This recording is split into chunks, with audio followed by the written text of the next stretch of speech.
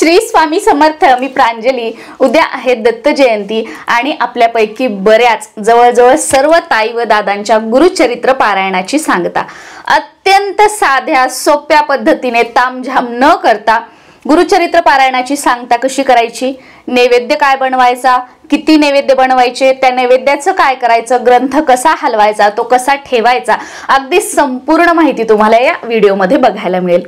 आता आपल्या बऱ्याच ताई व दादांचं एक असतं की ताई तुम्ही खूप साधं साधं कसं सांगता, आम्ही तर मग असं ऐकलेलं आहे, आम्ही तर तसं ऐकलेलं आहे. पण माझं सांगायचं झालं, मी जे स्वतः करते ना ते मी तुम्हाला सांगते, कारण मी खूप काही तामझाम करत नाही.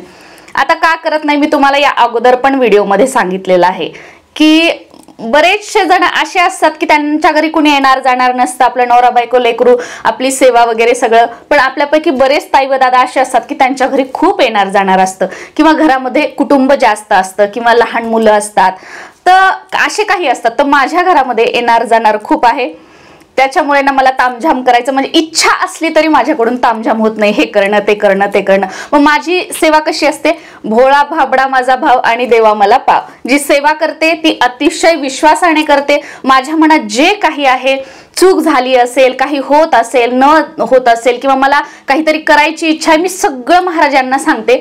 आणि जे मी करते ना की महाराजां तुमच्या कृपेने करते, जे केलं ते अगदी मनापासून केलं याचा स्वीकार करा. आणि करत असताना जर माझ्याकडून काही झालं नसेल, काही चूक भूल झाली असेल तर महाराज त्याबद्दल मला क्षमा करा. आणि तुम्हाला जर माझ्याकडून ती गोष्ट करून घ्यायची असेल तर तशी सद्बुद्धी मला द्या, तसा वेळ मला द्या, म्हणजे मी करेल. म्हणजे मी जे काही आहे ना ते महाराजांना बोलते आणि सेवा करते आणि डोक्यात मी काही आणत नाही. मी म्हणजे आता एक गोष्ट केली, मग मी इकडे बघणार कसं केलं त्यांनी, तिकडे बघणार कसं केलं, मग डोक्यामध्ये अरे मी तर असंच केलं त्यांनी तर तसं केलं. मी काही आणत नाही. महाराज मी अशी सेवा केली, स्वीकार करा. तुम्हाला जर माझ्याकडून वेगळं करून घ्यायचं असेल तशी सद्बुद्धी मला द्या. साधं सोपं गणित. कारण बघा जे काही आपलं आहे ना ते आपण महाराजांसोबत बोलायचं. तुमचं आणि त्यांचं एक नातं आहे. जसं की मी आता भाऊ म्हणून त्यांची सेवा करते, मग मी त्यांना हक्काने सगळं सांग. त्यांना जर माझ्याकडून करून घ्यायचं असेल ते नक्कीच मला तशी बुद्धी देतील आणि त्या गोष्टी मी करेल. आणि एक गोष्ट लक्षात घ्यायची, कधीच कोणता देव, कधीच कोणते गुरु कोणाचं वाईट करत नाहीत. आपल्यासोबत जे वाईट होत असतं ना ते आपल्या कर्मानुसार होत असतं. ही गोष्ट नेहमी लक्षात ठेवा. कारण मला ना मी गुरुचरित्राचे काही व्हिडिओ टाकले आणि त्याच्या खाली कमेंट असतेच असते की ताई आमच्याकडून ही चूक झाली, मग आता कसं होणार, मग माझं तसं होणार का, मग असं जाणार का.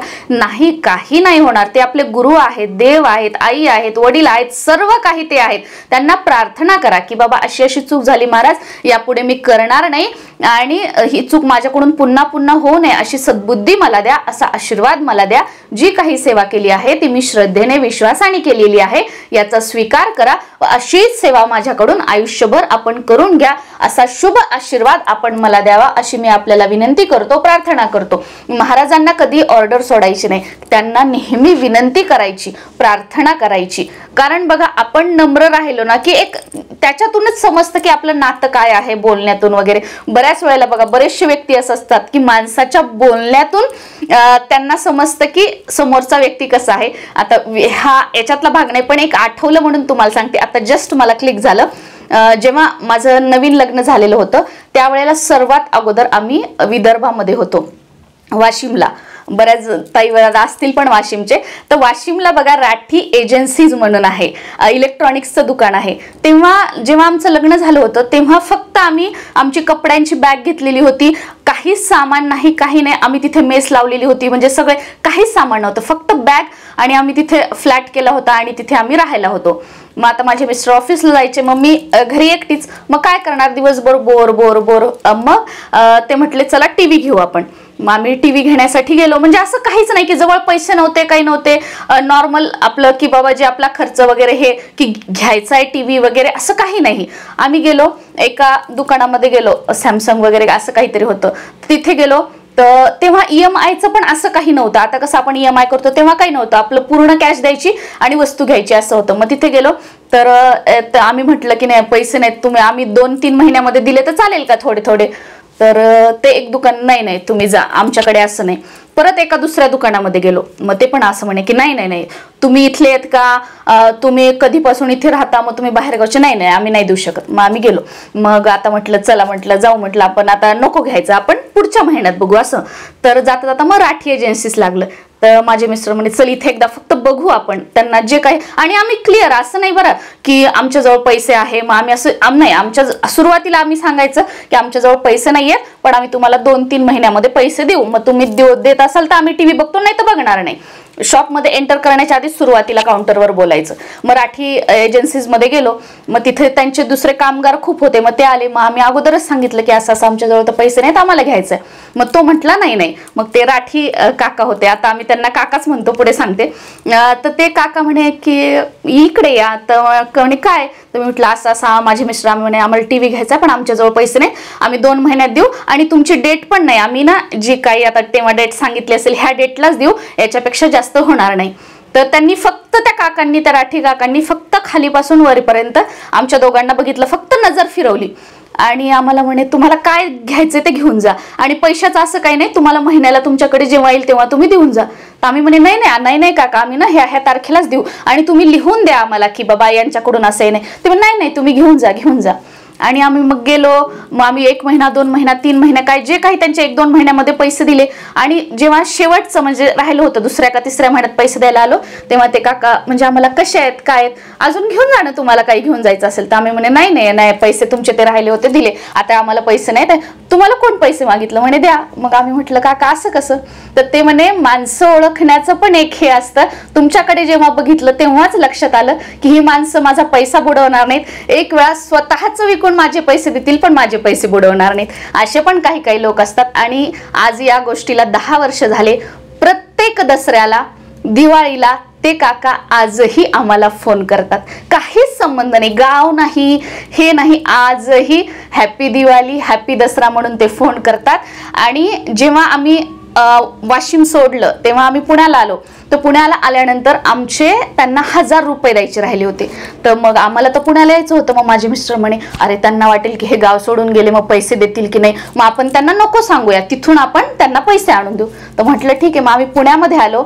माझ्या मिस्टरांनी म्हणजे जाणं येणं बघा 2-3 हजार रुपये खर्च केले आणि तिथे जाऊन त्या काकांना 1000 रुपये दिले आणि काकांना सांगितलं काका सॉरी, आम्ही 3 महिन्यापूर्वीच इथून गेलो होतो, पण तुम्हाला वाटेल की आम्ही पैसे देणार का नाही, आणि हे घ्या तुमचे 1000 रुपये. माझे मिस्टर तिथं हॉटेलला राहिले, रात्रीतून गेले, फ्रेश वगैरे झाले, आले. मग जेव्हा पैसे दिल्यावर माझ्या मिस्टरांनी सांगितलं की आम्ही पुण्याला आहोत, आता असं नाही, पैसे दिले. त्या काकांनी घरी नेलं, जेव वगैरे सगळं घातलं आणि ते म्हणे अरे किती वेळ आहे, माझी मुलं पुण्यालाच शिकायला, तिथे मी तुझ्या घरी येऊन तुझे पैसे घेतले असते, इथं देऊन द्यायची काय गरज होती, तुझे स्वतःचे एवढे पैसे घातले माझे आणून दिले.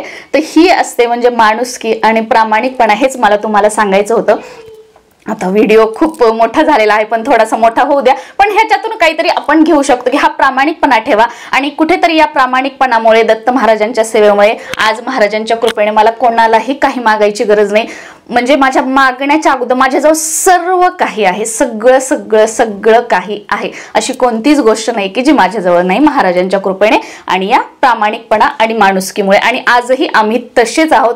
आम्ही म्हणजे माझे मिस्टर कोणाचं एक पेन राहिला होता, माझ्या मिस्टरांनी जाऊन तो पेन त्या बँकेत परत दिला. तो बँकवाला म्हणे अहो सर तुम्ही पेन परत द्यायला आले, ते म्हणे हो मला नको. तर अशा काही गोष्टी असतात. तर गुरुचरित्र पारायणाची सांगता दत्त जयंती दिवशी करायची आहे. बरेच जण काय करतात की 8व्या दिवशी पारायणाची सांगता करतात, म्हणजे 7 दिवसाचा सप्ताह आणि 8व्या दिवशी सांगता. पण मी असं करत नाही, मी 7व्या दिवशीच करते. तुम्ही जर 8व्या दिवशी करत असाल तर म्हणजे 27 तारखेला तुम्ही करू शकता, आणि तुम्ही जर 7व्या दिवशीच करत असाल तर आपल्याला दत्त जयंती दिवशीच करायचं आहे. मी दत्त जयंती दिवशीच करते. 7व्या दिवशीचे जे अध्याय आहेत ते वाचून घ्यायचे पूर्ण. त्याच्यानंतर आपल्याला वाचून घेतल्यानंतर स्वयंपाक वगैरे जो काही आहे तो बनवायचा आहे. स्वयंपाक काय बनवायचा, वरण भात भाजी पोळी, घेवड्याच्या शेंगाची भाजी.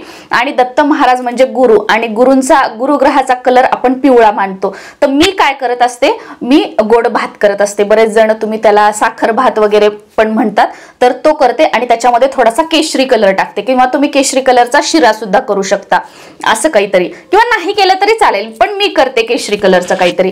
गोड काहीतरी बनवायचं, तुम्ही पुरणपोळी वगैरे बनवली तर सगळं चालेल, म्हणजे तुम्ही काही सात्विक जेवण बनवा, फक्त भाजी, एक घेवड्याच्या शेंगाची भाजी आहे आणि एक गोड पदार्थ काहीतरी बनवायचा.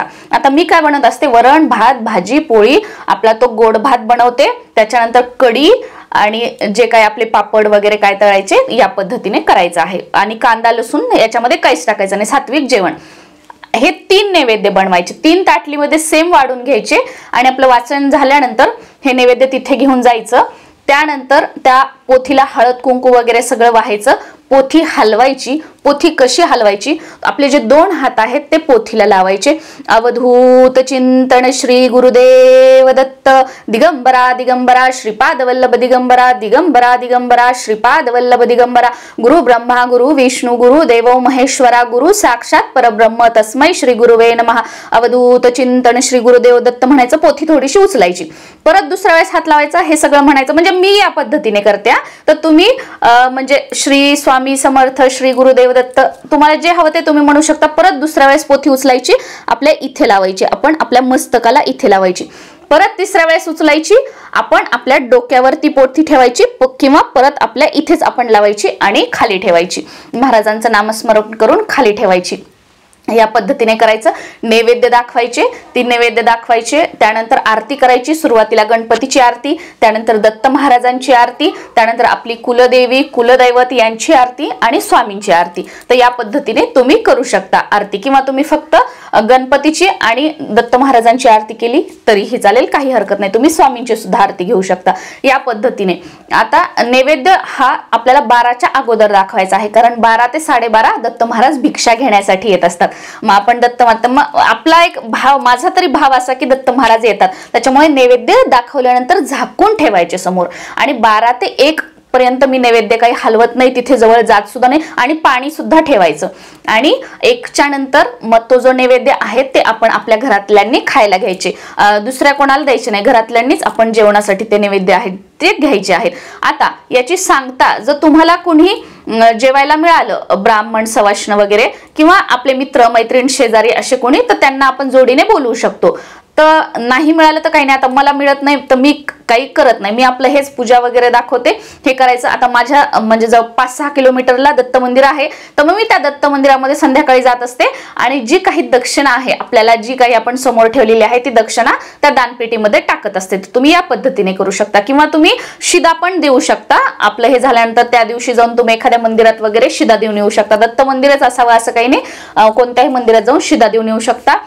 जेवू घालायला वगैरे एखादं जोडपं मिळालं तर ठीक, नाही मिळालं तर काही हरकत नाही, असं काहीच नाही. आपण महाराजांची चांगली सेवा वगैरे करायची, हे करायचं. आणि दुसऱ्या दिवशी मग ही पूजा मांडणी जी आहे ती उचलायची. ज्या दिवशी आपण समाप्ती केली त्या दिवशी पूजा मांडणी उचलायची नाही. दुसऱ्या दिवशी सकाळी स्नान वगैरे सगळं करायचं. अगोदर ही पोथी जागच्या जागेवर व्यवस्थित कापडामध्ये गुंडाळून ठेवायची, पूजा वगैरे सगळी उचलायची. या पद्धतीने साधी सोपी आपण गुरुचरित्र पारायणाची सांगता करू शकतो, म्हणजेच याचं उद्यापन करू शकतो.